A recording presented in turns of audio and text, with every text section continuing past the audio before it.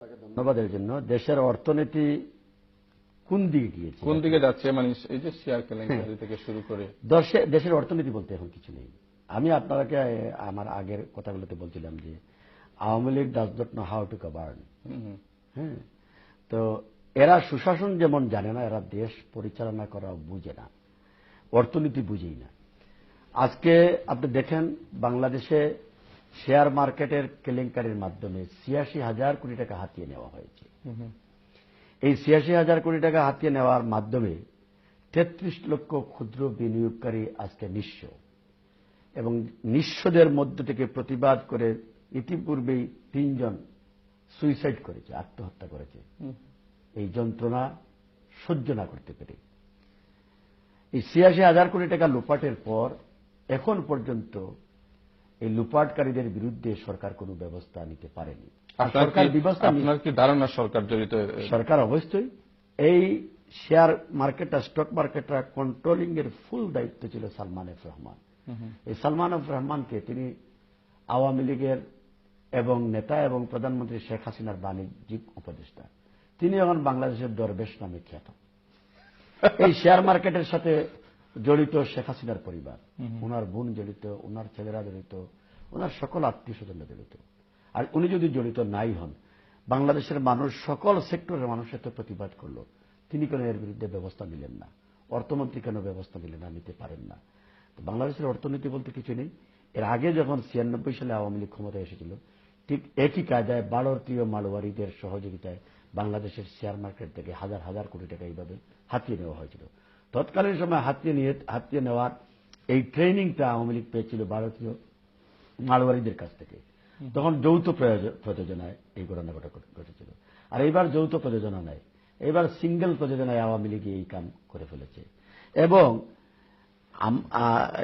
নিঃস্ব হয়েছে ৩৩ লক্ষই।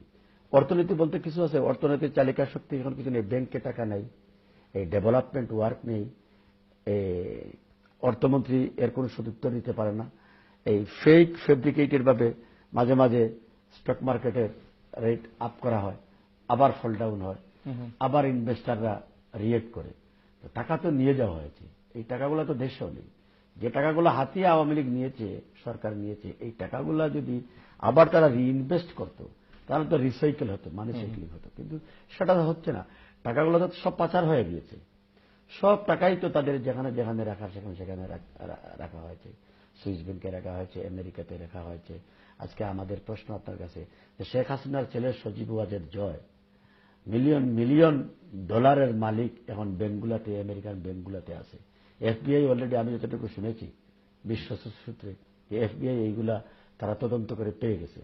সুইজারল্যান্ড কিছুদিন আগে প্রাইম মিনিস্টার গিয়েছিলেন, তিনি গিয়েছিলেন এক কারণেই, যে টাকাগুলা রক্ষিত আছে, গচ্ছিত আছে, এই টাকাগুলা আছে কিনা, বা এই টাকাগুলা কোনো কোথাও কোনোভাবে উদাও হয়ে গেল কিনা, সিজ হলো কিনা, মনে হয়েছে এইগুলা আবার তিনি তদন্ত করতে, খবর নিতে আছে কিনা, সে এই জন্য গিয়েছিলেন। আপনি কানাডায় অর্থমন্ত্রীর, এই প্রধানমন্ত্রীর মেয়ের নামে বাড়ি কিনে হয়েছে, ঘর কিনে হয়েছে, টাকা আছে, ব্যবসা আছে, বাণিজ্য আছে। কি এমন আলাউদ্দিনের আশ্চর্য প্রতীক শেখ হাসিনার মেয়ে এবং ছেলের কাছে, বোনের কাছে, যে বিদেশে হাজার হাজার কোটি টাকা, মিলিয়ন মিলিয়ন পাউন্ড এখানে গচ্ছিত রাখা হয়েছে? কি আলাউদ্দিনের আশ্চর্য প্রতীক তাদের কাছে? এই যে জনগণের, এটা কতটুকু সত্য? এটা সত্য, সময়ের ব্যবধানে আপনারা এই সত্যের প্রমাণ পাবেন। আজকে হয়তো আপনি বলছেন কতটুকু সত্য। যখন শেখ হাসিনা প্রধানমন্ত্রী থাকবে না, আওয়ামী লীগ ক্ষমতায় থাকবে না, তখন এই আমেরিকানরাই বাংলাদেশ যারাই ক্ষমতায় আসবে তাদের আহ্বানে সব বলে দিবে, ওটা বলে দিবে। তো অর্থনীতি বলতে কিছু নেই। আর অর্থনীতি বলতে নেই বলেই তো বাংলাদেশে জিনিসপত্রের ঊর্ধ্বগতি লাগামহীনভাবে বাড়ছে। আপনি রমজানেই আসছেন বাংলাদেশ থেকে, এখন দ্রব্যমূল্যের অবস্থা কি?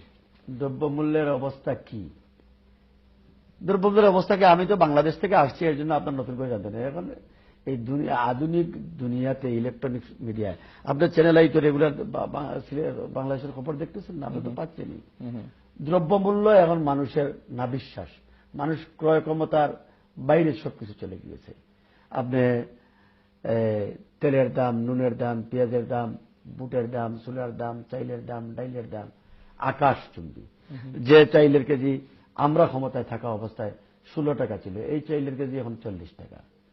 যে চাইলের কেজি 22 টাকা ছিল আমরা ক্ষমতায় থাকা অবস্থায় সবচেয়ে টপ উন্নত মানের চাইল, এটা এখন 50 টাকা। আমরা ক্ষমতায় থাকায় যে সোয়াবিনের লিটার ছিল 45 টাকা, এখন এই লিটার 120 টাকা।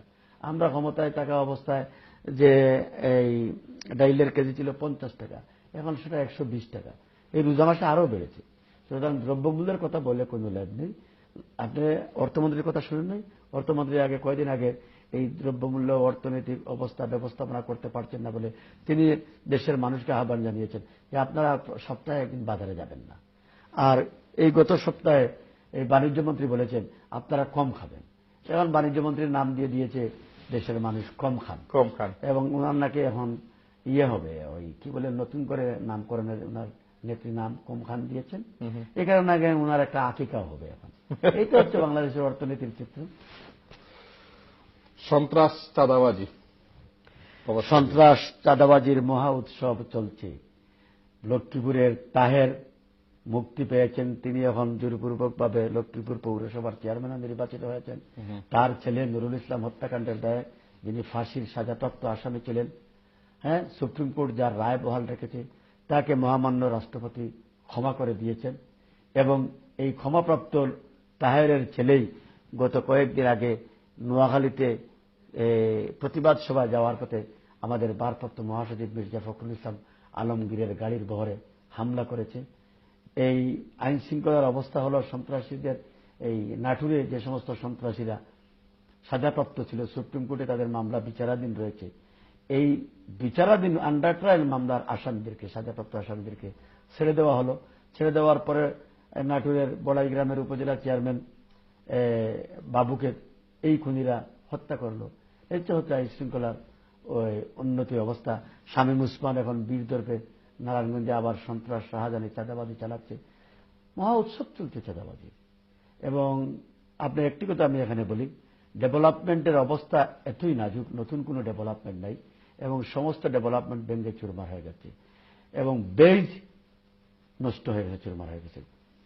গত 10-12 দিন যাবৎ ঢাকার সাথে ময়মনসিংহ, টাঙ্গাইল, নেত্রকোনা, জামালপুর, শেরপুরের সড়ক যোগাযোগ বিচ্ছিন্ন। কেন বিচ্ছিন্ন? কোনো প্রাকৃতিক দুর্যোগ ঘটে নাই, হয় নাই, কোনো ডিজাস্টার হয় নাই, কোনো বন্যা হয় নাই, ভূমিকম্প হয় নাই, অটোমেটিক্যালি বন্ধ। এই যে গত 2.5 বছর যাবৎ বা 2 বছর তত্ত্বাবধায়ক সরকার ছিল, এই ঢাকা ময়মনসিংহ সড়কের কোনো রিপেয়ার কাজ হয় নাই। তো রিপেয়ার কাজ না হলে ভাঙতে ভাঙতে ভাঙতে ভাঙতে গর্ত হয়ে গেছে, পুকুর হয়ে গেছে, খাল হয়ে গেছে, নদী হয়ে গেছে। এখন বাস যায় না, এবং এই যে বাস যায় না সেটা আমার কাছে আরো বিশ্বাস হলো। আমি তো ওই রাস্তার মানুষ না, ওইদিকে যাই না। আমি আসার 2 দিন আগে এরকম এই ইলেকট্রনিক্স মিডিয়া এই চ্যানেলেই দেখেছি যে একজন মহিলা আর মহিলার মেয়ে বাস স্ট্যান্ডে কান্নাকাটি করতেছে। কিসের জন্য? তার হাজব্যান্ড জামালপুরে মারা গেছে, শ্রমিক। তো তার হাজব্যান্ডের লাশ দেখতে যাবে, দাফন করতে যাবে। এবং সে যাবে কি দিয়ে? বাসে। বাস যাচ্ছে না, রাস্তার যোগাযোগ হচ্ছে না। এই বাস স্ট্যান্ডে বসে হাউ মাউ করে বিলাপ করে কাঁদতেছে। তো এখন বাংলাদেশের উন্নয়নের চিত্র আর চেহারা আপনি বুঝেন কি অবস্থা চলছে। সন্ত্রাস চাঁদাবাজি আপনাদের সময় ছিল, আমরা ব্যবস্থা নিয়েছি, আমরা আইন শৃঙ্খলা পরিস্থিতি নিয়ন্ত্রণে নিয়েছি। এইভাবে লাগামহীনভাবে চলে নাই, এইভাবে বেপরোয়াভাবে সন্ত্রাস এবং চাঁদাবাজরা বেপরোয়া হতে আমরা দেই নাই, বেপরোয়া ছিল না। এখন তো ঘর থেকে কেউ বের হয় না, এখন তো মানুষ মানে সাহস পায় না। এখন আপনি এই আইন শৃঙ্খলা রক্ষাকারী বাহিনীরাও সাহস পায় না। এখন তো ব্যবস্থা নেওয়া হচ্ছে না। আমাদের আমলে ছিল না আমরা বলবো না, কিন্তু আমরা নিয়ন্ত্রণ করেছি, কঠোর হস্তে দমন করেছি। কিন্তু এখন তো কঠোর হস্তে দমন করা হচ্ছে না। এখন তো সন্ত্রাস হচ্ছে আওয়ামী ছত্রছায়ায়। সন্ত্রাসীরা আওয়ামী নিরাপত্তার চাদরে তারা বেষ্টিত, তাদেরকে তো কোনো বিরুদ্ধে ব্যবস্থা নেওয়া হচ্ছে না। আর বিএনপি ক্ষমতায় থাকা অবস্থায় যে সন্ত্রাসী যেই হোক, সন্ত্রাসীদের পাল্লাই মাপা হয়েছে, এবং তাদের সেই চেহারাই তাদেরকে গ্রেপ্তার করা হয়েছে। সেখানে কে বিএনপি সমর্থক করে, কিংবা কে বিএনপি কোন সন্ত্রাসী বিএনপি ফলো করে, বিএনপিকে সমর্থন করে, সেটা তো দেখা হয়নি। কিন্তু আজকের চেহারা তো ভিন্ন। সিলেটের রাজনৈতিক অবস্থা কি? আপনি সিলেট জেলা একই অবস্থা সারা দেশের মতোই সিলেটে এই রাজনৈতিক চিত্র, দমন, নিপীড়ন, নির্যাতন, মামলা, আজকে পরমত সহিষ্ণুতার উপর কোটারাঘাত, বিএনপির নেতাকর্মীদের উপর মামলা, পুলিশি হামলা, গ্রেপ্তার, মিথ্যা মামলা এবং পরিকল্পিতভাবে আরো নতুন নতুন ষড়যন্ত্রমূলক মিথ্যা মামলা দেওয়ার সকল পরিকল্পনা তারা নিচ্ছেন এবং একের পর এক তারা এই কাজগুলো করছেন। আমার নির্বাচনী এলাকায় হাজার হাজার নেতাকর্মী আমার আসামি, প্রতিদিনই মামলা হচ্ছে।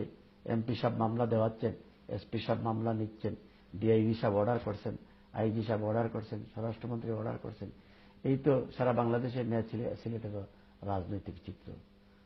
তবে সিলেটের প্রতিবাদের ভাষা একটু কড়া এবং কঠিন, বিএনপির পক্ষ থেকে, বিরোধী দলের পক্ষ থেকে।